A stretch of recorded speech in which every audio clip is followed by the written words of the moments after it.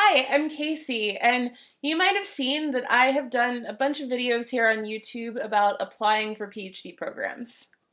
I'm filming this at the end of March 2021, which means that that process is almost over for most people. However, there might be a lot of folks out there who are thinking about applying for PhD programs in the future, either next application cycle or even a couple of years from now. And if you're already thinking about it such that you have sought out videos like this one, then you're probably already in a good position. So this video is about things that you can do to set yourself up well for a PhD application. This includes both figuring out if you even want to get a PhD in the first place, which is the first very important thing that you need to do, and also things that you can do, particularly when you are, for example, still an undergrad, that can set you up for a strong application. A lot of these things would apply for folks who are in master's programs as well. And though I'm going to focus on things that are easiest to do while you're still in school, there might still be some things that you can think about if you are, for example, out in the workforce and thinking of returning to academia through a PhD program. Now, if you haven't already seen my video about should you get a PhD, do you have good reasons for this or bad reasons for this?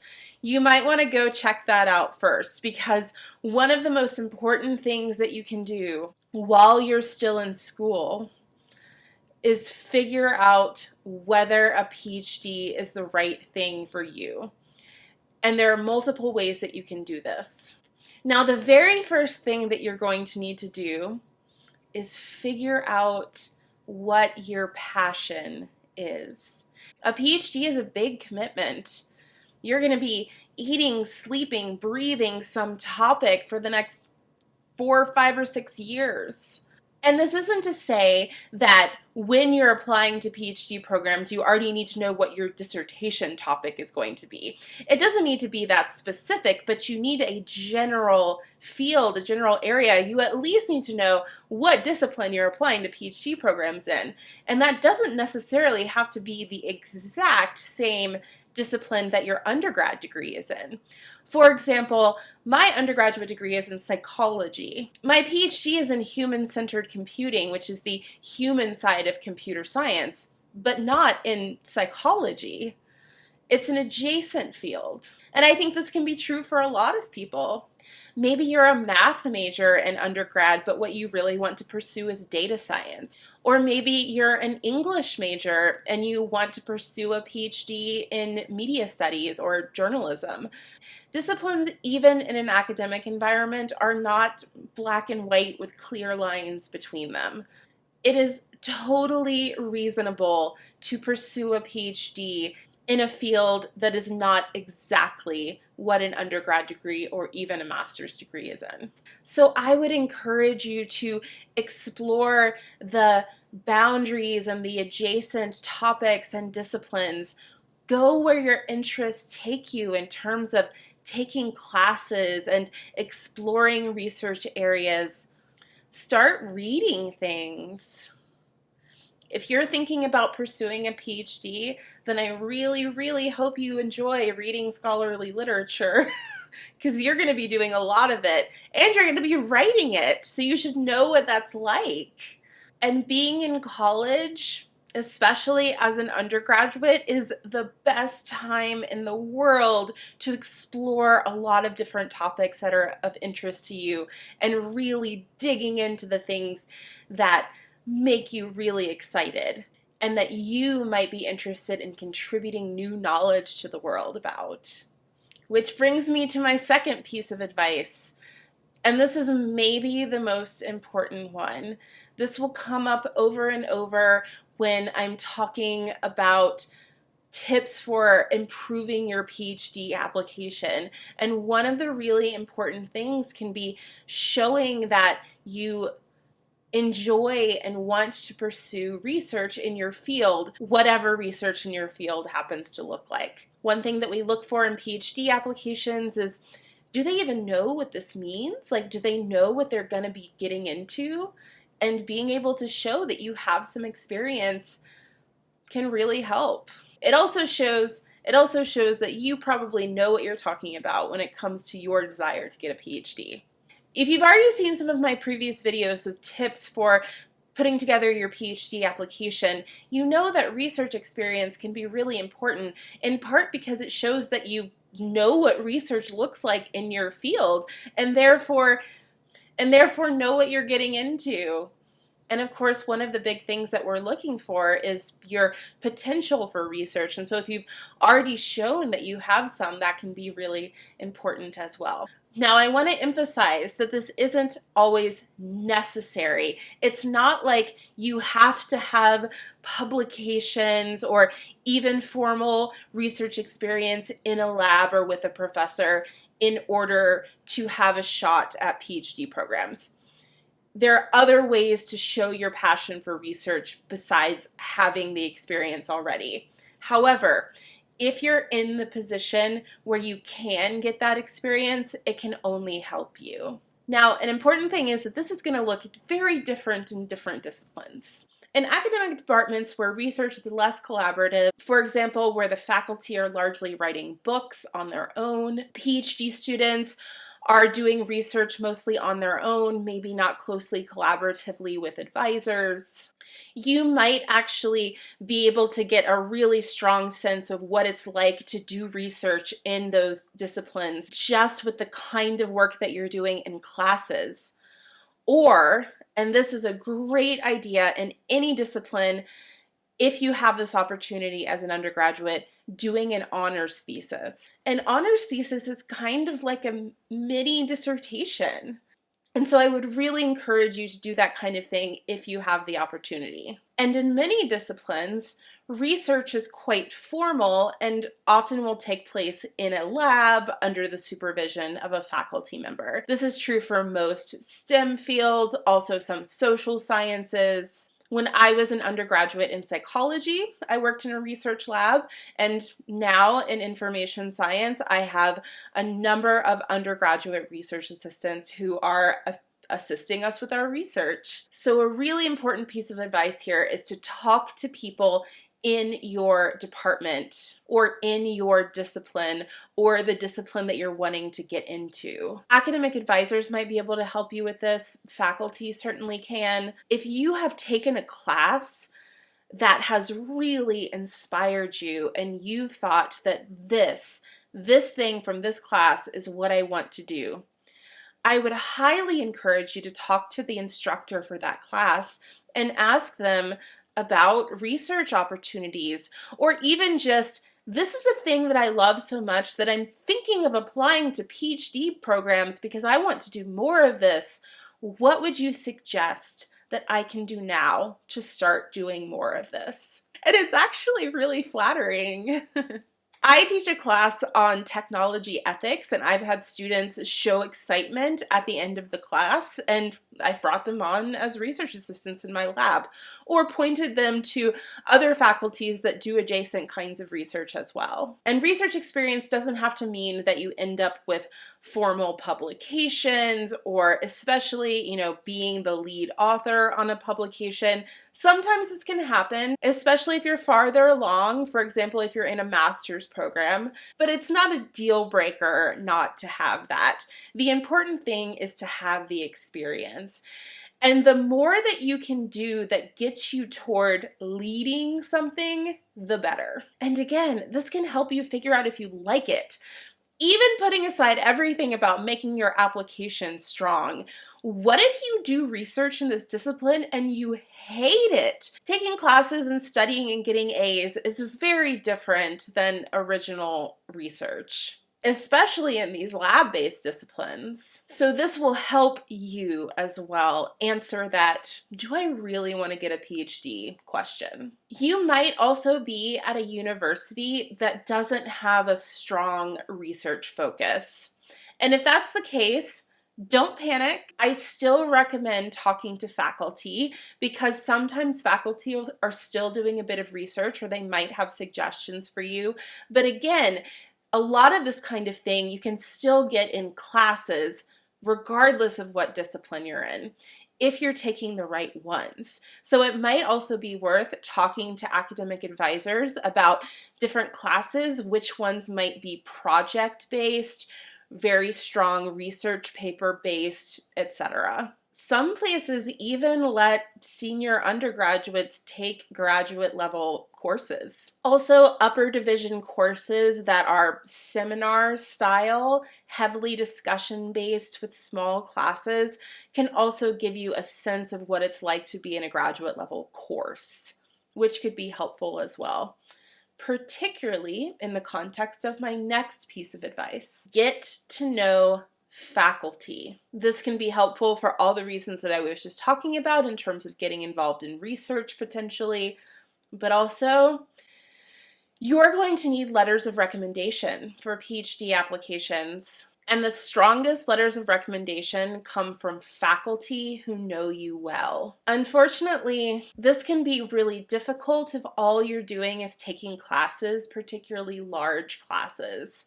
A letter of recommendation that says, this person took my class, here's what the class was about, they got an A in this class, that's just not useful. It's basically the same as a transcript.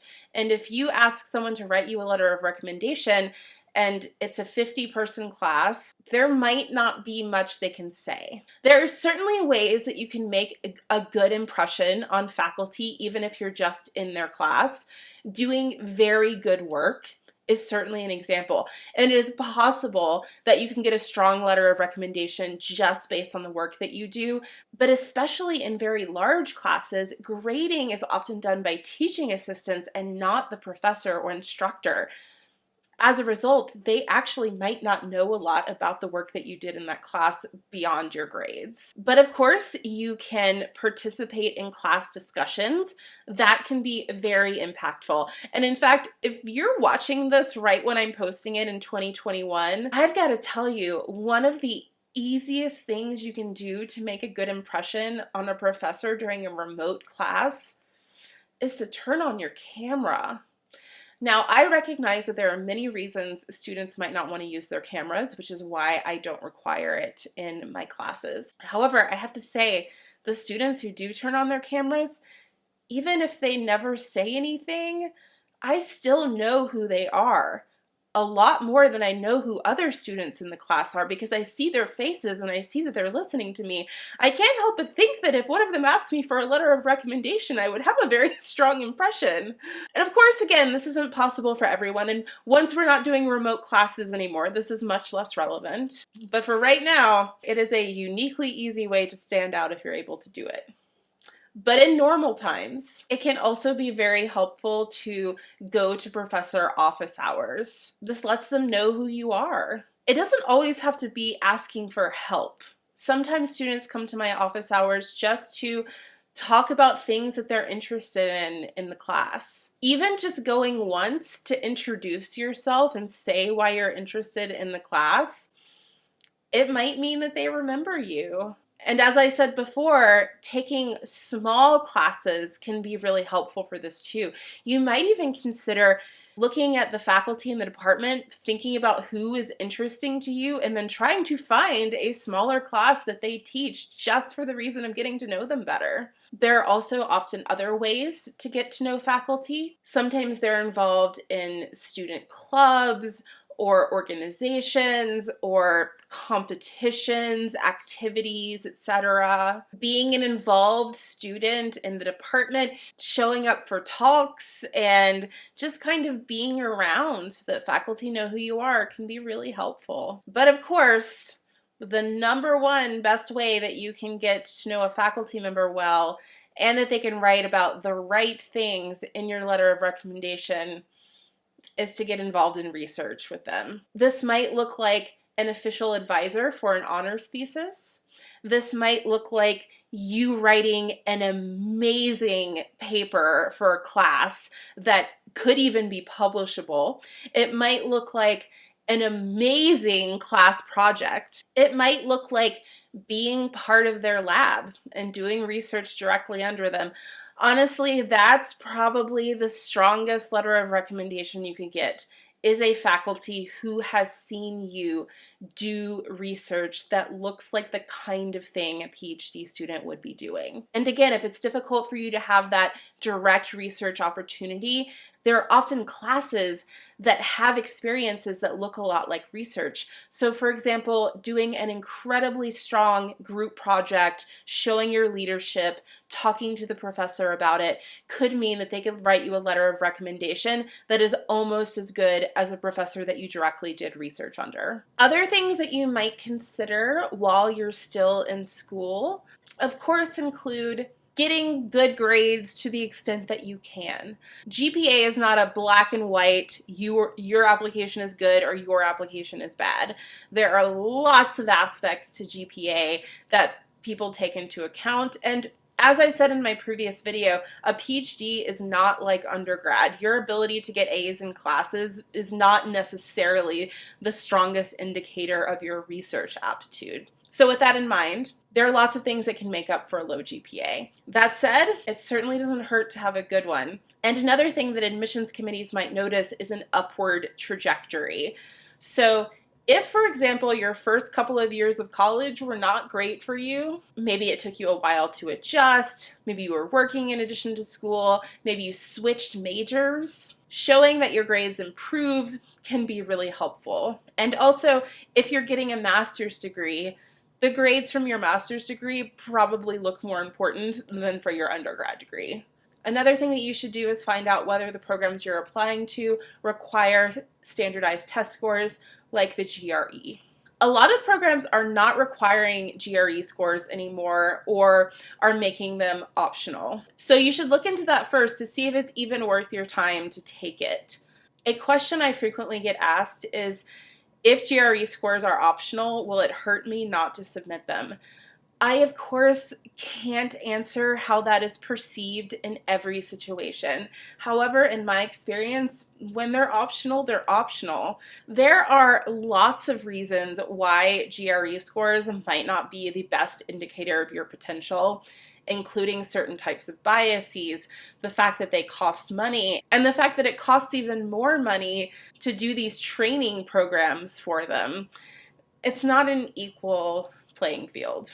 That said, if you're very good at standardized tests and you think you can get a very strong score and it might make up for other weaknesses in your application, go ahead and take it and submit them if you can. But particularly if you're someone who might not be able to afford the fees for taking a lot of tests, test prep, or even just taking the time to prepare, see if there are programs that you can apply to that don't require these standardized test scores. But if you do think that you're going to need them, and especially if you're in a discipline where it might be a stronger indicator than others, let's say you're applying for PhDs in math, they might actually really care about your quantitative GRE scores.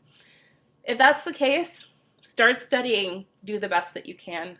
You might also be wondering how things like extracurriculars might count. They can. I think it varies depending on the program and the discipline, how much these kinds of things carry weight. But I would say anything that demonstrates qualities that make a good graduate student.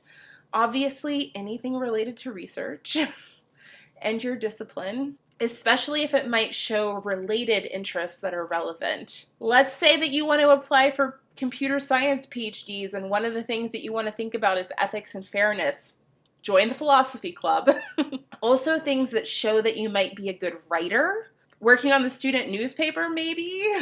Now, this isn't to say that you should do a bunch of these things just to make your PhD application stronger. You should do things that you're passionate about and that you like. But I also want to make clear that these kinds of rounded interests can be good for you. I often hear from applicants who say like, oh, well, you know, I was on the student poetry magazine, but I'm applying for math PhDs and I thought they would see that as frivolous, so I didn't mention it. Again, I can't tell you how everyone reacts to this kind of thing. I can just tell you that for me personally, I would love to see someone who is part of a poetry journal. So these are some things to think about in terms of setting yourself up well for a strong application. And also hopefully helping you know whether this is right for you. As always, I strongly give you the advice, though, to talk to people in your discipline about these kinds of things, because there might be things that are more important than others for particular disciplines, for example. Well, I hope this was helpful. And if you are in this position where you're thinking of applying to PhD programs in the next couple of years, I've got a whole bunch of other videos for you to check out. Let me know in the comments down below if you have any questions, and I'm happy to try to answer them to the best of my ability. And I'm Casey. Thanks for watching.